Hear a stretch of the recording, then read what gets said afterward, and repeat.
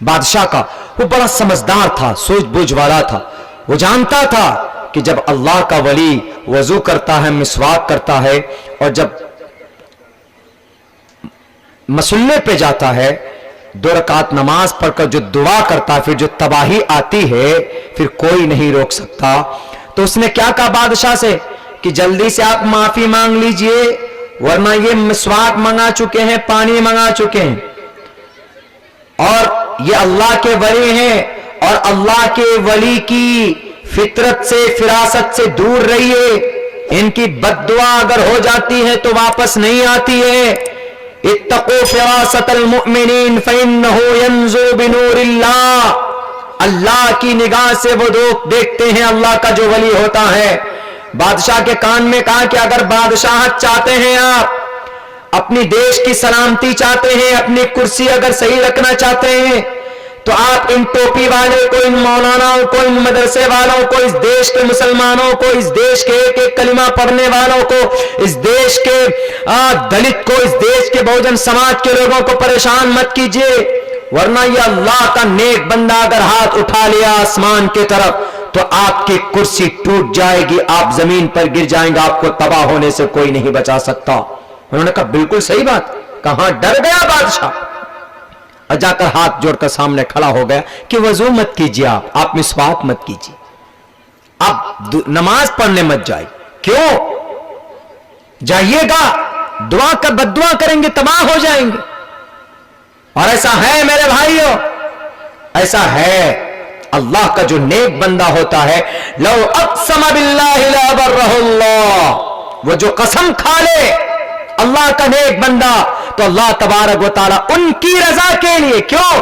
अल्लाह ने कहा अल्लाह के नबी ने कहा मन कान लिल्लाहि कान अल्लाहु लहु, जो अल्लाह का हो जाता है अल्लाह उसका हो जाता है। क्योंकि अल्लाह जानता है ये मेरे लिए मरता मिटता, मेरी याद में पागल रहता, दीवाना रहता है, मजनू रहता है, इसको मेरी जरूरत पड़ी है अभी, तो क्या मैं इसकी मदद ना करूं? अगर वो कसम खा ले कि अल्लाह तुझको ऐसा करना है, हालांकि अल्लाह किसी का मोहताज नहीं, लेकिन अल्लाह का नेक बंदा जो भी दुआ करता, लौ अक़सम बिल्लाह, अगर वह अल्लाह की कसम खा ले तो अल्लाह तबारक व तआला उसको पूरा करते हैं। उस बादशाह की बात समझ में आ गई, फौरन हाथ जोड़कर खड़ा हो गया कि गुरुजी माफ कर दीजिए, हम CAA को वापस लेते, हम NRC को खत्म करते, इसलिए कि हमको 5 साल तक अभी चलाना है अपनी गवर्नमेंट। ये ईमान पैदा करना होगा, ये तक़वा पैदा करना होगा।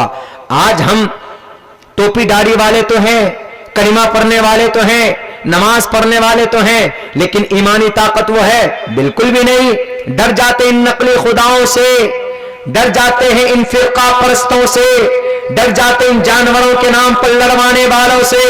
शाहीन बाग के ऊपर शायद हमला करने की तैयारी की कोशिश की गई थी, गन और तोप ड्राम के ऊपर रखे गए थे, लोगों को, मुजरिमों को पकड़ा गया, फिर किसी तरीके से उनको छुड़ा दिया जाएगा। लेकिन मेरे भाइयों, हमें इस वक्त सलाम पेश करना होगा उन माओं को, उन समाज की बहू बेटियों को, जिन्होंने रात की नींद को कुर्बान करके शाहीन बाग में बैठकर अपने इस देश की आन बान शान को फिर से दोबारा उन्होंने बचाया है। इस देश को, आईन को, भारत के दस्तूर को बचाने का उन्होंने काम किया है। और आपको अगर डरना है तो सिर्फ अल्लाह से और हिंदुस्तान के संविधान को मानना है, मानकर चलना है। डरना सिर्फ अल्लाह से है। अगर ये दिक्कत आई है तो वक्ती तौर पर है, हमेशा ये परेशानी आपके साथ नहीं होगी, लेकिन डट कर मुकाबला करना है जालिमों का, डट कर मुकाबला करना है ये इन देशद्रोहियों का, डट कर मुकाबला करना है इन लोगों का जो देश के संविधान को बदलना चाहते हैं। क्योंकि आप अलैहिस्सलातु वस्सलाम ने मुकाबला किया था अबू जहल का भी, उतबा का भी, वलीद का, हंजला का, मुगीरा का, सबका आपने मुकाबला किया था।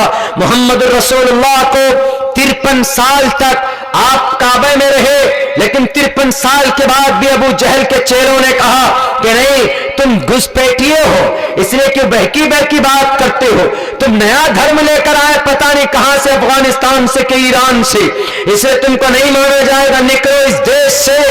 اپنے اس ملک سے, اس شہر سے نبی پاک علیہ السلام کو نکال دیا جاتا.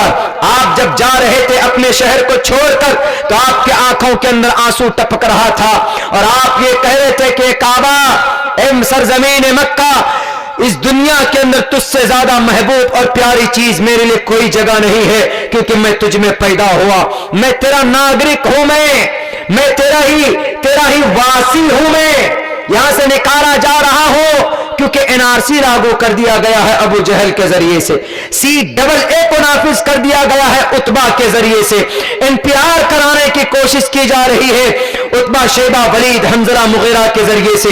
انڈیا ٹی وی والوں لگاؤ پتا عتبہ کون تھا, لگاؤ پتا ابو جہل کون تھا.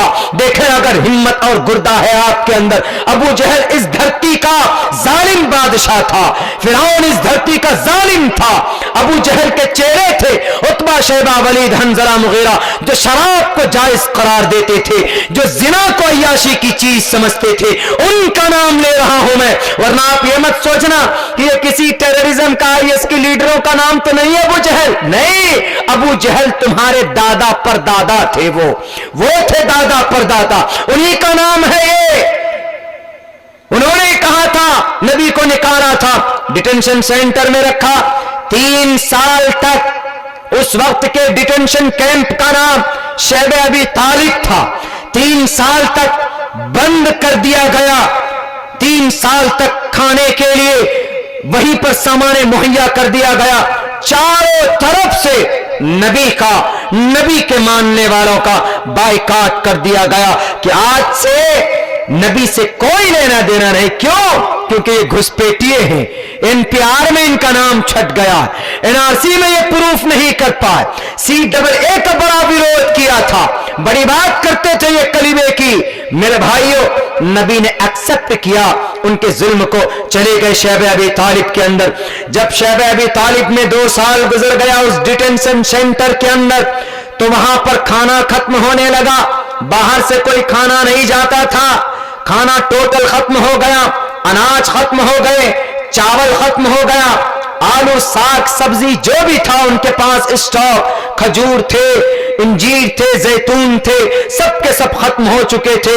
1 سال اور 2 سال گزرنے کے بعد انلمیٹڈ ان کو قید کیا گیا تھا, کوئی قید کی تعین نہیں تھی. نبی پاک علیہ السلام نے صبر کیا اور اللہ سے دعا کی.